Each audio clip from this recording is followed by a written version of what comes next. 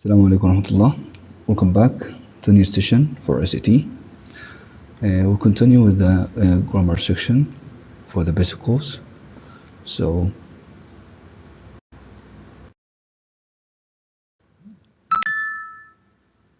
this session is called Punctuation, the rules for commas. So basically, the commas is one of the most important topics to be covered in the SAT. As it comes a lot in the test. So we have rule number 1. Use a comma to separate main clauses joined by one of the coordinating conjunctions, which are the fanboys. Okay, so look at the example here. We have the example, other ways of editing DNA exist, comma, one of the fanboys, but the new CRISPR technology holds a promise of doing so with unprecedented simplicity, speed, and precision. You have to understand this. Comma and fanboys, they need something. You must have a complete sentence before. Okay, a complete sentence. Okay, and complete sentence after. Also complete sentence. Okay. Between them, you can have comma, one of the fanboys. Fanboys for sure are the ones at the top here.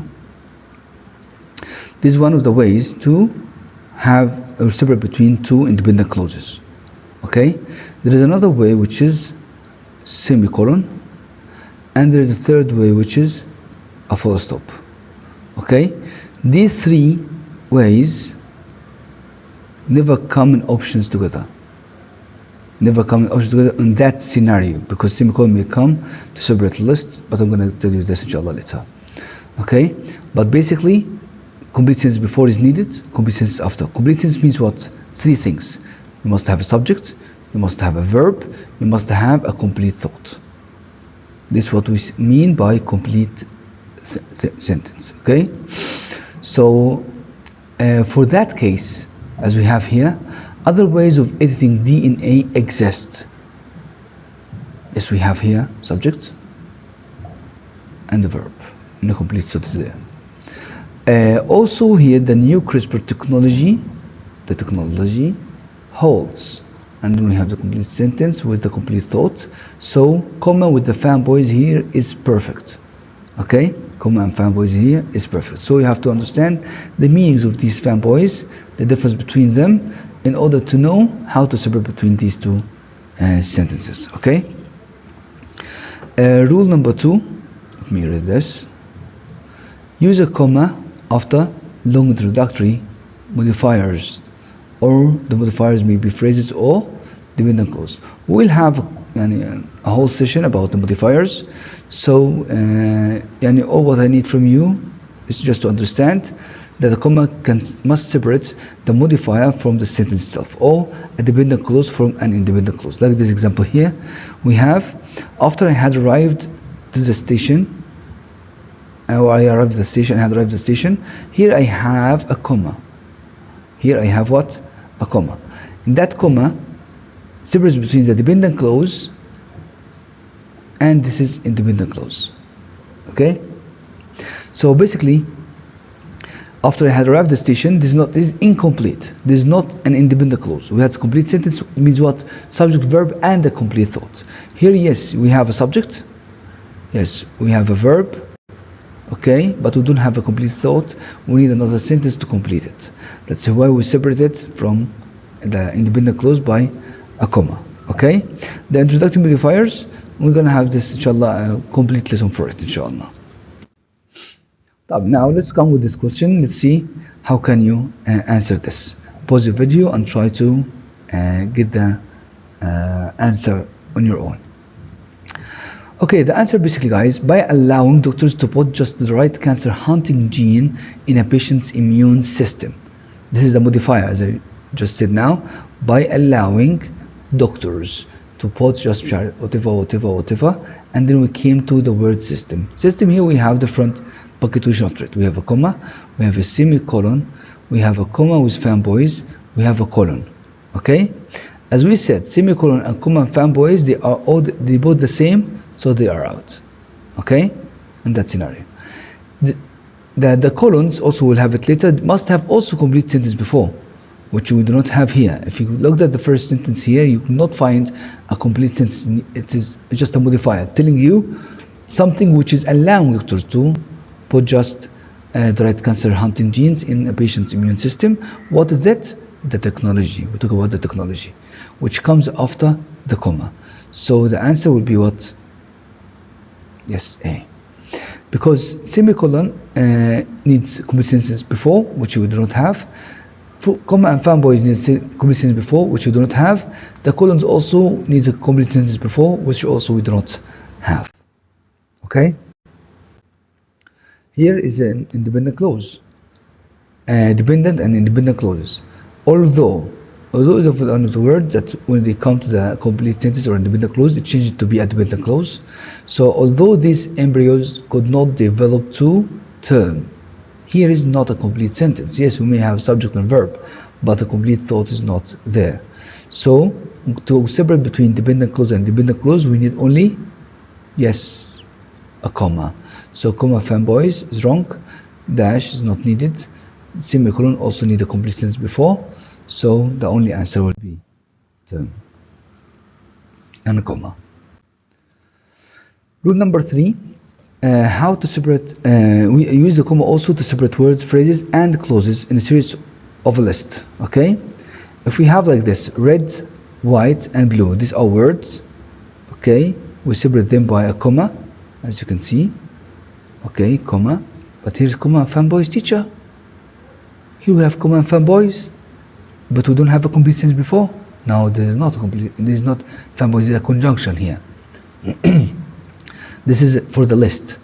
And also in the American English, you have a comma before this and. In British English, you don't have. In British English, you don't have. Okay, so here we have 3 items in the list. We have red, we have white, and we have blue. Okay, and these are all words. That's why we separate them by commas. Also here, we have phrases. He did something. He what? Ran where? Down the street. And also he ran across the park. And also he ran into the arms of his father. So these are the 3 things that he did by running. So 3 things, 3 lists. So we have a comma to separate the lists. Okay. Also we may have clauses. Okay. Yes, they are dependent clauses, like when John was asleep. Also, when Mary was at work, and as well when Bob was studying.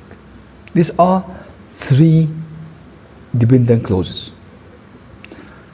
This is a list, right? Between the list we have a comma, right? And we have a comma and here. As we said, this is in American English. What about this comma? What is comma for? Who knows? Try to think now of the sentence, not with the list, with only one system. Let's start from here. When Bob was studying, mother had time to relax. Yes, there is dependent clause and there is independent clause, and between the dependent clause and independent clause we put a comma. But if it is the opposite way, okay, we don't add a comma, because if we start by the independent clause and then the dependent clause, we don't have a comma here. Okay, so this comma is to separate between the dependent clause and independent clause. So when John was asleep, mother had time to relax. When Mary was at work, mother had time to relax. When Bob was studying, mother had time to relax. So we added them all in the list. When these 3 things happens, mother had time to relax. Okay, have a look on this example and try to think before answering, please. Okay, here we have charitable groups. There's one item in the list. Members of the Congress and concerned researchers. What are all they doing? They are working. There's subject-verb agreement, as you can see. Okay, so if we have a list, we don't have what? A comma after and, or a full stop after and. Okay, and the semicolon here needs a complete sentence before, which is not happened. So all what we need is a comma before and.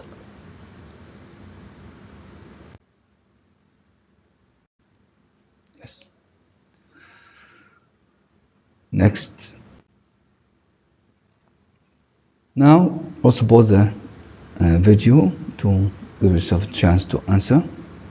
Here we say prose sentences are delightfully convoluted by long appositive phrases, multiple subordinate clauses, and uncanny and gorgeous observations. Teacher, we have something here. We have and here, and we have and here. We have two ands, and we have a comma. Okay, so basically, this is what's going to be a list.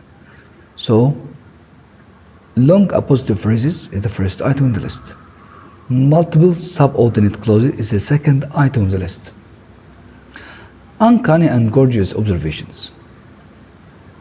Observations is the third item on the list, but these observations, they have two adjectives. That's why it's a list inside the list. Okay, so don't worry about the second and here, because uncanny observations, gorgeous observations, that's what meant here. So all what we need after the comma, we need comma and, which you can find in letter A. Rule number 4. Use comma to set off non-essential, unnecessary, or meaningless sentence, words, phrases, and clauses. This is the most important one. To set off the non-essential phrases, words, or clauses. Okay? Anything which is non-essential that we can cancel, we don't need it, we don't want to, the sentence will not be affected at all. By removing it, put this non-essential thing between two commas. Appositive phrase is the most known one. The Huns, destroyers of the Roman Empire. These are more details about the Huns. Okay, bandages the heads of their children, blah blah blah blah. So here we have the Huns subject. Here we have the verb bandage it. So the subject and verb. We can't have only one competent subject and verb, as we said. So now we have two commas. We have what? Two commas. Okay. We have what? Two commas. Okay.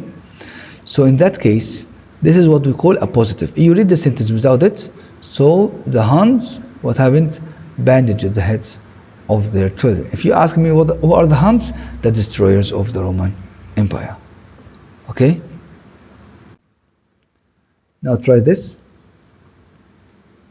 The author, okay, a historian at Oxford University, could have crafted. The verb is here. After the subject, you have a comma. Before the verb, you have a comma.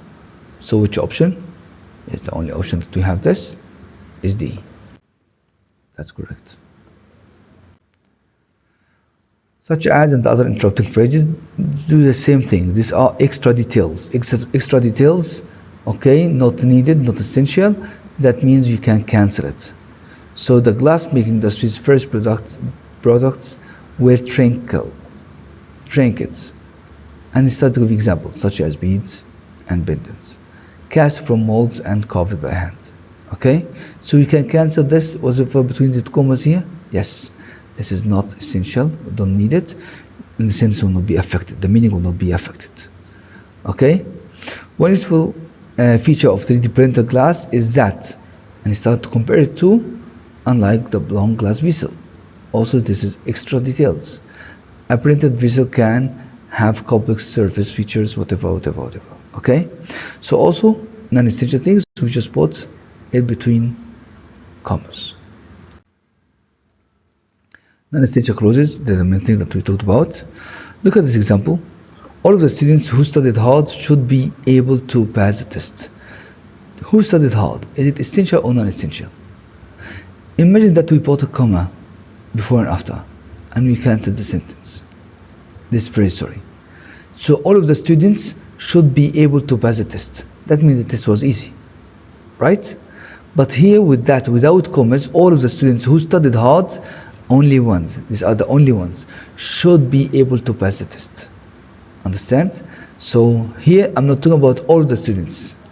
I excluded the ones who did not study hard. The only ones who studied hard are included. That's why the essential that does not need a comma at all before or after. But if you look at this example, Marla, the one that we talk about, passed the test anyway. But I give you more information about Marla, which is what? Marla herself, yes, she studied hard. Okay? She was one of the ones who studied hard there, maybe. So we have a comma before, we have a comma after, and comma you can have it after the subject, comma before the verb, in order to cancel the sentence, and the sentence will not be affected, because we talk about Marla, and the main thing that we talk about here, that she passed the test, The rule is simple: put commas around non-essential clauses, don't put commas around essential clauses. Now have a look at this. Okay, pause the screen or pause the video in order to give yourself time. Okay, the country's combative mood helps to explain the huge crowds. Then we have a comma, we have a dash, we have nothing, and we have a comma after that. Have been turning out to cheer. Remember what we said? The rule, very simple rule. Between subject and verb, do not put only one comma. Here is a verb. Okay, the country's combative mood, here is a subject, helps to explain the huge crowds that have been. Here, that is a verb, is a subject for this verb, because mood, the verb for it is helps. Okay, that is subject. So D is wrong completely, because we can't have one comma before them. Now the question is, do I need to stop the sentence by crowds? So I can use A or B, or I should not stop the sentence by crowds. Okay, for sure we don't need to stop, because it's got more details, which is very, very important and essential. Okay, teacher, but what about this comma? What about this comma? So you may have this comma and cancel in the middle. Read if the sentence in the middle can be cancelled. Okay, it's okay, but it's not. This comma with this full stop, this is the non-essential thing. This is all non-essential, talking to you about the senator himself. Okay, it's going to give you more details about that senator. So for the non-essential, you may have comma, and in the middle non-essential. Okay, or you may have a whole sentence, and by the end, as to end it, you can have a comma and then the non-essential here. Okay, and then you put full stop. So these are the two scenarios for the non-essential sentences. Okay, and this is one of them. So the answer is going to be C. Now try this and think of the same example that I give you. Okay, the impact of America's economic recovery is dwarfed by slowing industrial demands in still China. And then he started to tell us about China, which consumes about half the world's metals. And they start to give us more details about metals, such as iron, aluminum, and zinc. So this is non-essential, because we have more details about metals. So what do we need here? Did the sentence stop by China, or we need to continue, like which or that here? Okay, which and that, they are the same, by the way. So in that scenario, without commas, they will be cancelled. Okay, so we can use here the comma. Why? Because the sentence already ended by China. What's China? Which consumes about half the world's metals. What kind of metals? Such as iron, aluminum, and zinc. So in that case, we have two non-essential sentences, okay, come after each other. Okay, and this is the end of our session today. These are the links and QR code for the website if you want to have some more practice. Assalamu alaikum.